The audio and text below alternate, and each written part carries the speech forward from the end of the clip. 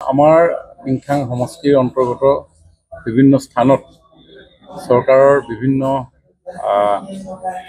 আঁচনিসমূহ ৰূপায়ণ হৈ আছে।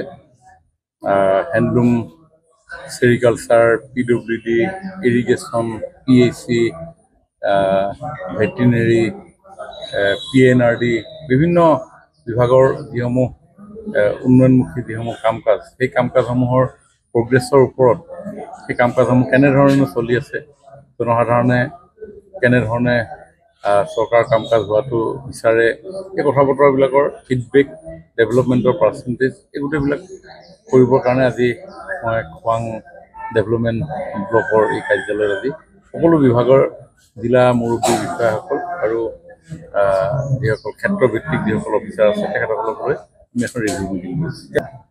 চাওক, ফলাফল বুলি এইটো কথা নাই, government is a continuous process, গতিকে কণ্টিনিউটিটো থাকিব। কিন্তু মূল কথা হ'ল যে চৰকাৰে গ্ৰহণ কৰা যিসমূহ আঁচনি, এই আঁচনিসমূহ জনসাধাৰণৰ কাষলৈকে লৈ যাবৰ কাৰণে আমাৰ সকলোৰে যৌথ উদ্যোগ লাগিব, ৰাইজৰো উদ্যোগ লাগিব, বিষয়া কৰ্মচাৰীসকলৰো উদ্যোগ লাগিব। আৰু মই ভাবোঁ যে বিষয়া কৰ্মচাৰীসকল যিহেতু তেওঁলোকৰ এটা মেধা আছে, তেওঁলোকৰ এটা টেলেণ্ট আছে, গতিকে তেওঁলোকৰ এটিটিউডটো যদি অকণমান ডিফাৰেণ্টলি আগুৱাই লৈ যাব বিচাৰে, কৰিবৰ কাৰণে চেষ্টা কৰে, তেতিয়া জনসাধাৰণ বেছি উপকৃত হ'ব। গতিকে গভৰ্ণমেণ্টৰ কাম, কনষ্ট্ৰাকশ্যন বা অন্যান্য এৱাৰনেছ বা বিভিন্ন ধৰণৰ যিসমূহ ছাৰ্ভিচ, এনেকুৱা ধৰণৰ কাম কাজ আছে, এই কাম কাজসমূহত যদি আমি ডিফাৰেণ্ট থটছ আমি এডিং কৰোঁ, তেতিয়া জনসাধাৰণ উপকৃত হ'ব। এই গোটেই বিষয়বিলাকেই আমি ইয়াতে আজি আলোচনা কৰি আছোঁ। আমাৰ ইংখাং সমষ্টিৰ অন্তৰ্গত বিভিন্ন স্থানত চৰকাৰৰ বিভিন্ন আঁচনিসমূহ ৰূপায়ণ হৈ আছে।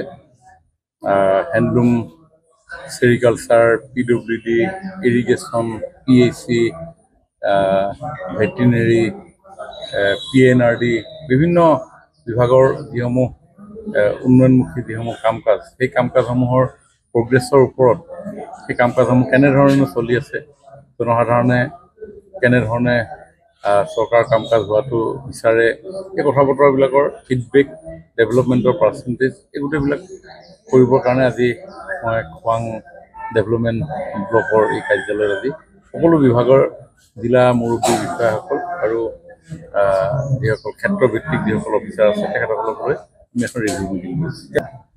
চাওক, ফলাফল বুলি এইটো কথা নাই, government is a continuous process, গতিকে কণ্টিনিউটিটো থাকিব। কিন্তু মূল কথা হ'ল যে চৰকাৰে গ্ৰহণ কৰা যিসমূহ আঁচনি, এই আঁচনিসমূহ জনসাধাৰণৰ কাষলৈকে লৈ যাবৰ কাৰণে আমাৰ সকলোৰে যৌথ উদ্যোগ লাগিব, ৰাইজৰো উদ্যোগ লাগিব, বিষয়া কৰ্মচাৰীসকলৰো উদ্যোগ লাগিব। আৰু মই ভাবোঁ যে বিষয়া কৰ্মচাৰীসকল যিহেতু তেওঁলোকৰ এটা মেধা আছে, তেওঁলোকৰ এটা টেলেণ্ট আছে, গতিকে তেওঁলোকৰ এটিটিউডটো যদি অকণমান ডিফাৰেণ্টলি আগুৱাই লৈ যাব বিচাৰে, কৰিবৰ কাৰণে চেষ্টা কৰে, তেতিয়া জনসাধাৰণ বেছি উপকৃত হ'ব।